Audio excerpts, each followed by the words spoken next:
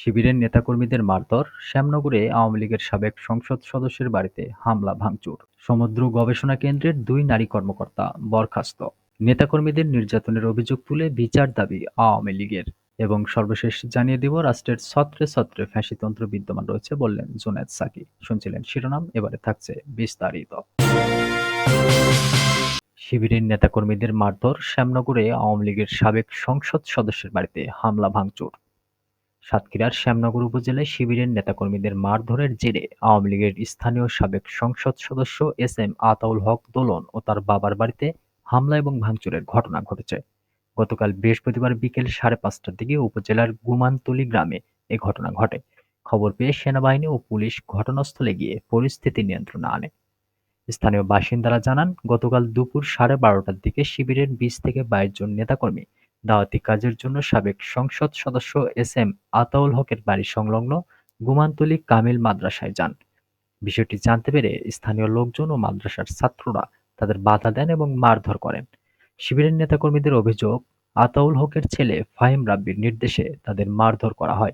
হামলায় উপজেলা শিবিরের সাহিত্য সম্পাদক আসাদুল্লাহ সাঈদী, মহসিন কলেজের সেক্রেটারি আল শাহরিয়ার, পৌর সেক্রেটারি আবদুল্লাহ আল সিয়ামসহ কয়েকজন আহত হন।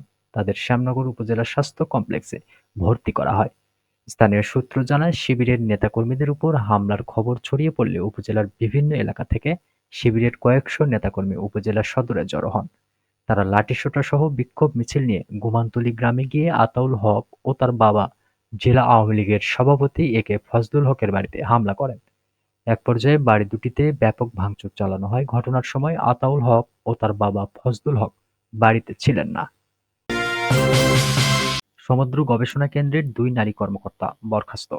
অনিয়ম ও জালিয়াতির মাধ্যমে নিয়োগের সত্যতা পাওয়ায় কক্সবাজারে অবস্থিত বাংলাদেশ সমুদ্র গবেষণা কেন্দ্রে ২ নারী কর্মকর্তাকে বরখাস্ত করা হয়েছে।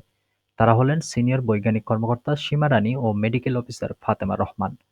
২রা অক্টোবর পৃথক আদেশে এই ২ সরকারি কর্মকর্তাকে চাকরি থেকে বরখাস্ত করা হয়। সরকারের বিজ্ঞাপন ও প্রযুক্তি মন্ত্রণালয়ের অধীনে পরিচালিত বাংলাদেশ ওশানোগ্রাফিক রিসার্চ ইনস্টিটিউটের মহাপরিচালক ডক্টর তহিদা রশিদ ওই আদেশের কপিতে সই করেন। গবেষণা কেন্দ্রের ওয়েবসাইটে বরখাস্তর আদেশ প্রকাশ করা হয়। ২ কর্মকর্তাকে বরখাস্তের তথ্য নিশ্চিত করেন বাংলাদেশ সমুদ্র গবেষণা কেন্দ্রের মহাপরিচালক তহিদা রশিদ।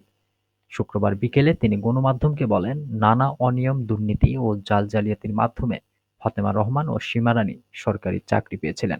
সরকারি নিরীক্ষা প্রতিবেদনে অনিয়ম ধরা পড়ায় দুজনকে চাকরি থেকে অবসান বা বরখাস্ত করা হয়েছে। চাকরিকালীন তারা দুজন যে বেতন তুলেছেন তা সরকারি কোষাগারে ফেরত আনা হবে। তাছাড়া দুজনের বিরুদ্ধে আইনানুগ ব্যবস্থাও নেওয়া হবে বলে তিনি জানান। দলের নেতাকর্মীদের নির্যাতন করার অভিযোগ তুলে বিচার দাবি করেছে আওয়ামী লীগ। দলটি বলেছে, কেউ যদি মনে করেন অত্যাচার, নির্যাতন করে আওয়ামী লীগকে ধ্বংস করে দেবেন, তাহলে তারা বোকার স্বর্গে বাস করেন। গতকাল বৃহস্পতিবার বেলা ২টায় আওয়ামী লীগের ভেরিফাইড ফেসবুক পেজে দেশবাসীকে উদ্দেশ্য করে এক দীর্ঘ পোস্ট দিয়েছে দলটি। সেখানে এই দাবি করেছে দলটি। ওই পোস্টে আওয়ামী লীগ অভিযোগ করেছে, ছাত্রদের আন্দোলন কোটার জন্য ছিল না, এর পেছনে ছিল ক্ষমতা দখলের দেশীয় ও আন্তর্জাতিক এক ষড়যন্ত্র। পোস্টে আরো বলা হয়, আপনারা বুঝতে পারছেন কেন সেন্ট মার্টিন দ্বীপকে সংরক্ষিত করে কার্যত জনগণের যাতায়াতের জন্য নিষেধাজ্ঞা দেওয়া হয়েছে, কেন পার্বত্য চট্টগ্রামে পরিকল্পিতভাবে একের পর এক সহিংসতা তৈরি করা হচ্ছে। আওয়ামী লীগ বাংলাদেশের মাটিতে অন্য কোনো দেশের ঘাঁটি হতে দেবে না বলে জানানো হয়। আওয়ামী লীগ বলেছে, ৫ই আগস্টের পর সংখ্যালঘু সম্প্রদায়ের উপর নির্মম হত্যাকাণ্ড, অত্যাচার ও নির্যাতন চালানো হয়েছে। পীর আউলিয়াদের মাজার ধ্বংস করা হয়েছে, এমনকি মসজিদও ভাঙচুর ও লুটপাটের হাত থেকে রক্ষা পায়নি। এর দায় বর্তমান সরকারকে বহন করতে হবে বলে মনে করেন আওয়ামী লীগ। গণসংহতি আন্দোলনের প্রধান সমন্বয়কারী জুনায়েদ সাকি বলেছেন, ফ্যাসিবাদী হাসিনাকে বাংলাদেশের জনগণ উচ্ছেদ করেছে, কিন্তু রাষ্ট্রের ছত্রে ছত্রে ফ্যাসিতন্ত্র বিদ্যমান রয়েছে। ওই পুরনো রাষ্ট্র সংস্কার ও রূপান্তরের সংগ্রামই আমাদের করতে হবে। শুক্রবার সকালে গাজীপুরে ছাত্র জনতার গণ-অভ্যুত্থানে শহীদদের স্মরণ ও শ্রদ্ধাঞ্জলি অনুষ্ঠানে তিনি এসব কথা বলেন। জেলা পরিষদ মিলনায়তনে এ অনুষ্ঠানের আয়োজন করে গণসংহতি আন্দোলন গাজীপুর জেলা কমিটি।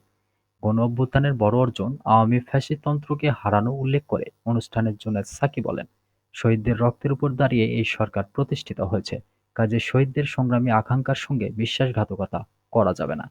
প্রধান বক্তার বক্তব্যে জুনায়েদ সাকি আরও বলেন, সব বিভাজন দূর করে সব জাতি সম্প্রদায়ের মানুষ তথা ধর্ম, বর্ণ, লিঙ্গ ভেদে এই রাষ্ট্র পার্থক্য করবে না, বৈষম্য করবে না।